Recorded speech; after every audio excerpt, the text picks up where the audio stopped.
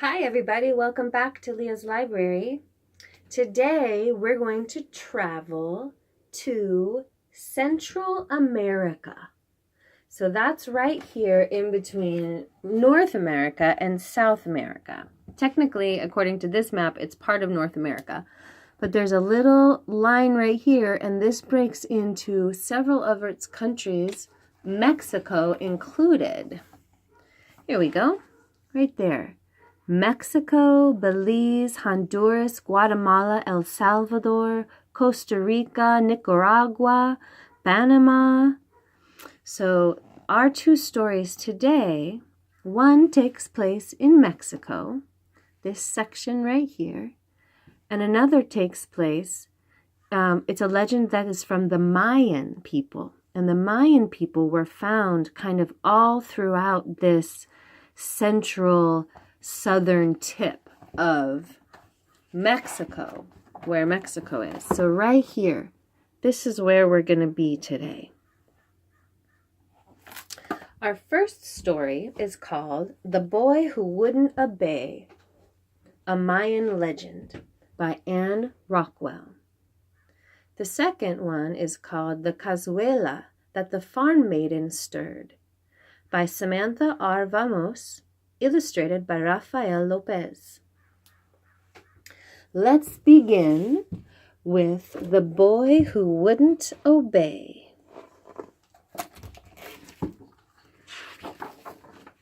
A Mayan Legend, story and pictures by Rockwell.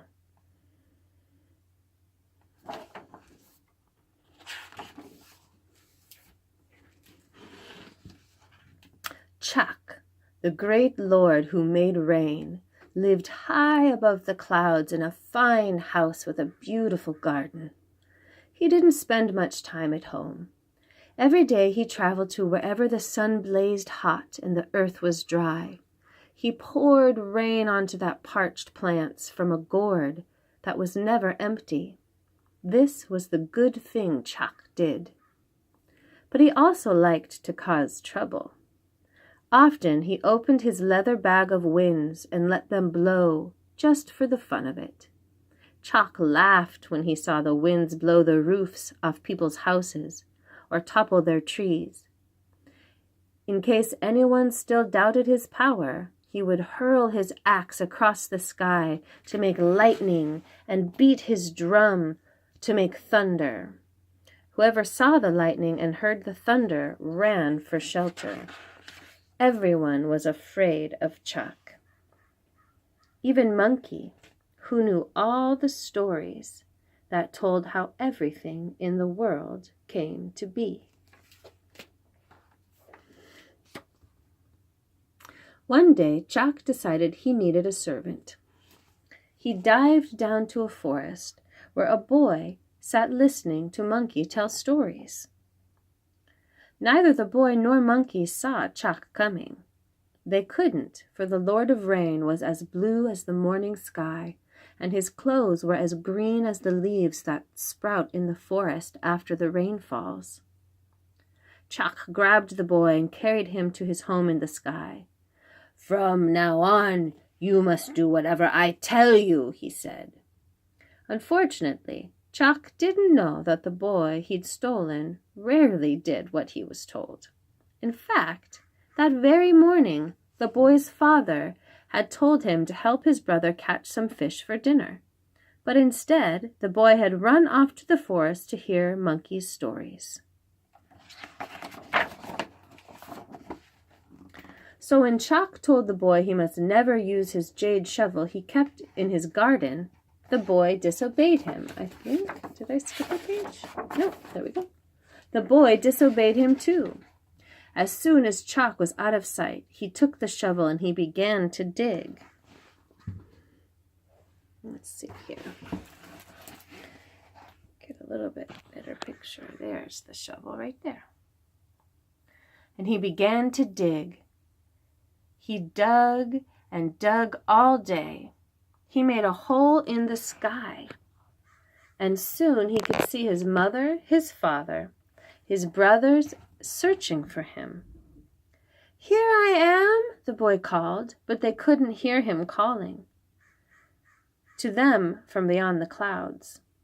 He was very sad and wanted to go home. He tied one end of a long rope to a tree. He grabbed hold of the other end and began to let himself down through the clouds. But the rope wasn't long enough. It didn't come anywhere near the earth. When Chalk saw the boy dangling from the sky, he was very angry. He opened his bag, and the winds began to blow. The boy spun around and around until he was dizzy. His hands stung from holding the rope, and he knew he couldn't hold on much longer.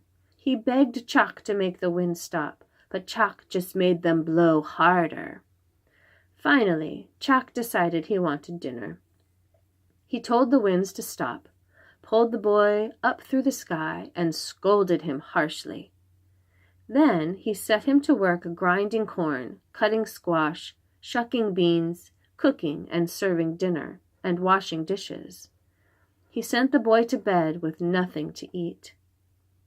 The next morning he ordered his servant to pick some ripe corn from his garden and grind it for bread. The boy did, enough corn to make bread for 2, but Chalk didn't share his bread.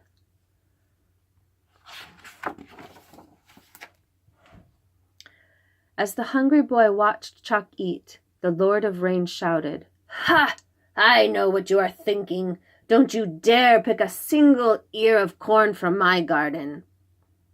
But no sooner was Chalk out of sight than the boy ran outside and reached for the most golden ear of corn growing on Chalk's tallest cornstalk. At that very moment, the axe came flying through the air. It missed the boy but hit the cornstalk. Lightning sizzled.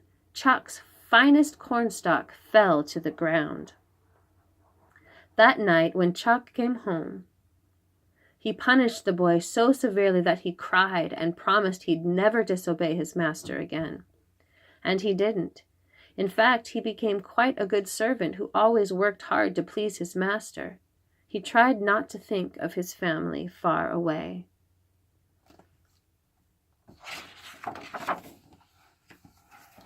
One day, Chalk said, "Clean my house, cook something delicious. Make sure everything is perfect because I've invited guests for dinner." The boy did exactly as he was told. He cleaned the house and polished the furniture and set the table with Chalk's best dishes. He mopped the floor until it shone. He made a delicious stew and set it on the fire to cook. Then he went outside to cut fresh flowers for the table. When he returned to the house, he was horrified to see a great many frogs sitting on the clean, polished table. Puddles of water were all over the floor. "Get out!" he shouted, and he chased the frogs away. He began to mop up the puddles as fast as he could, but he wasn't fast enough. Chalk came home and shouted, "Why are you still mopping up the floor, you lazy boy?" "I cleaned all day and made everything look beautiful," the boy said sadly. "But lots of slimy frogs got inside and dripped water everywhere." "Don't worry, master, I chased them away." "Oh, you stupid, stupid boy," Chalk shouted. "Those were my dinner guests. Haven't you heard the frogs singing to me when I make rain? I wanted to give a party to thank them." Again, Chalk punished his servant boy, more cruelly than ever before. That night, the boy lay awake, trying to think of a way to get even. At last he did. While the great Lord of Rain was sleeping, the boy stole his leather bag, his water gourd, his axe, and his drum. "You'd better stop being mean to me if you want these back," he muttered as Chalk slept on.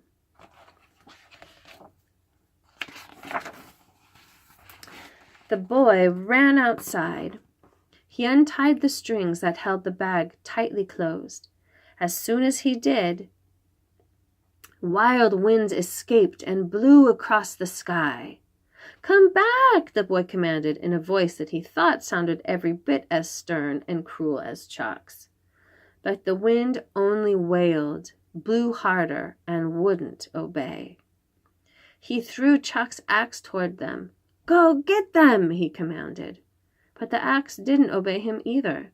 Lightning sizzled and flashed along the axe's path.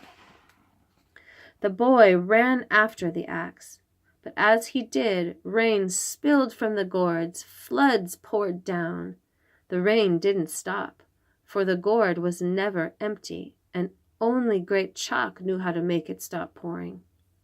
The boy beat hard on the drum. The drum boomed with thunder, but the winds kept blowing. The gourds kept pouring, and the axe danced faster and faster. By now the boy was terrified at what he'd done. He ran across the sky, begging wind and rain, thunder and lightning to stop, but they didn't. He ran faster, then stumbled and fell into the sea. When Chuck woke up, he saw that his rain-making tools and his servant were gone. He had guessed what happened. He commanded wind and rain, thunder and lightning to stop, and they did. Far below, he saw the boy struggling to stay afloat in the waves of the sea. "I suppose you're going to beg me to take pity on you and bring you back," Chuck shouted. "Well, I won't. I don't want you for my servant. You disobey and steal. Go back to where you came from." As soon as Chuck said that, a gust of wind blew the boy across the sea, home to where his mother and father and brother were cleaning up the trees that lay uprooted in their yard. They were very, very happy to see him.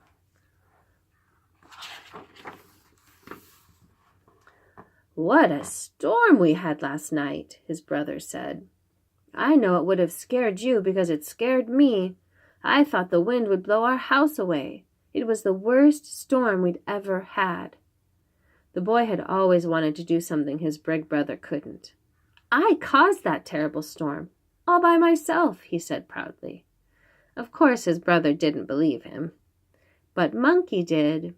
He had seen every single thing that happened to the boy who had been the Great Chuck's servant, and he wrote it all down. That is how we know this story is true.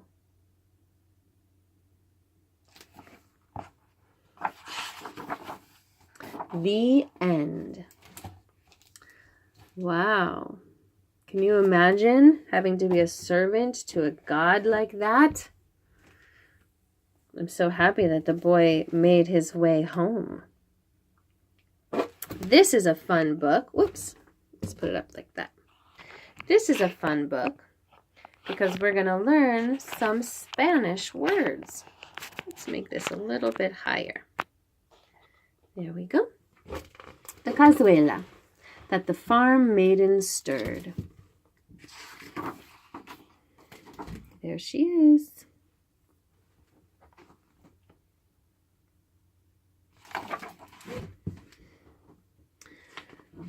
The Cazuela that the Farm Maiden Stirred by Samantha R. Vamos, illustrated by Rafael Lopez.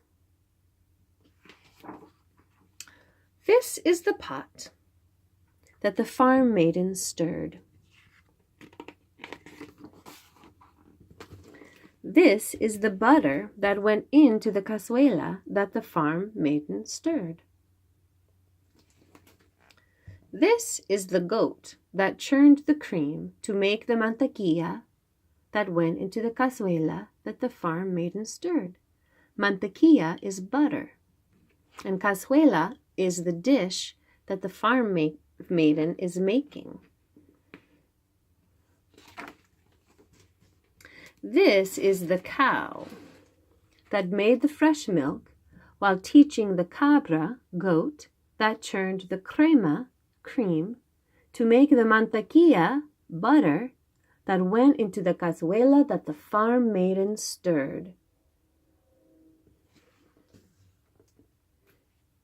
See, that goat is learning how to cook.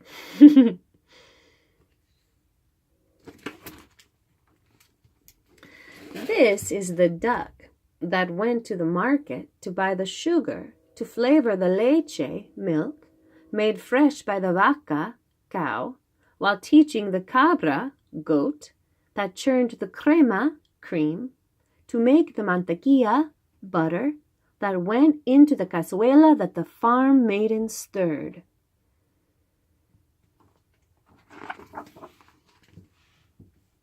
This is the donkey that plucked the lime and carried the pato, duck, that went to the mercado, the market, to buy the azucar, sugar, to flavor the leche, milk, made fresh by the vaca, cow, while teaching the cabra, goat, that churned the crema, cream, to make the mantequilla, butter, that went into the cazuela that the farm maiden stirred.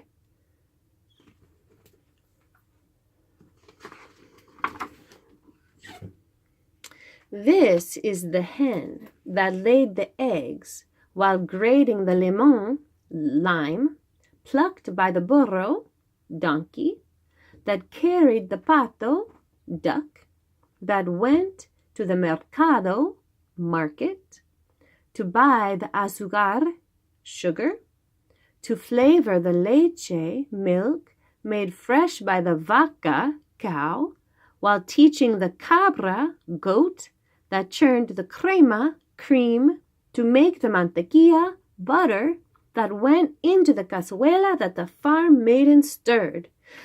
Whew.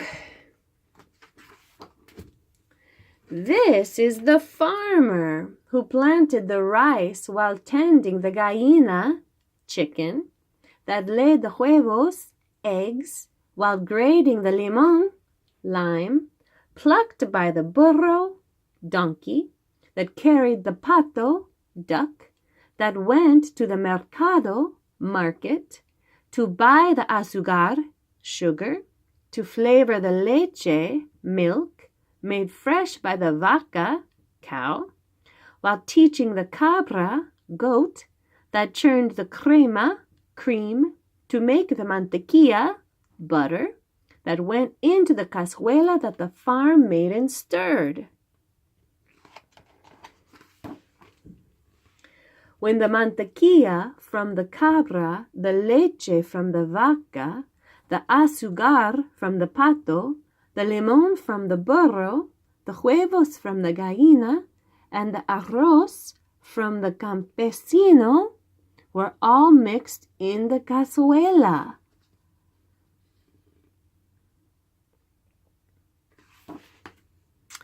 The cabra gave out spoons, the goat. The gallina sang a tune, the chicken.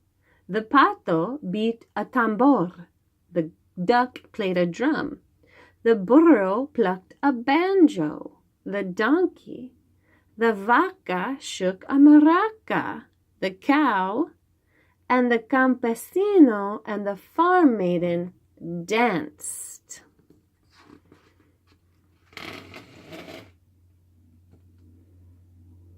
That's something fun to do while your food is cooking.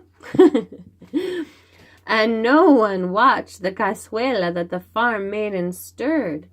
The cazuela simmered and sputtered. It bubbled and burbled. They are very distracted by dancing.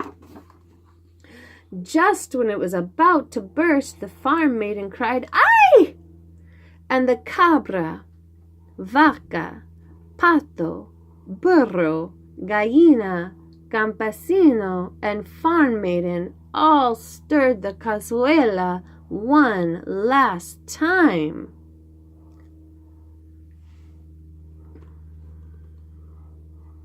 You want to go through them again? Cabra is goat, vaca is cow, pato is duck, burro is donkey, gallina is chicken, campesino is farmer.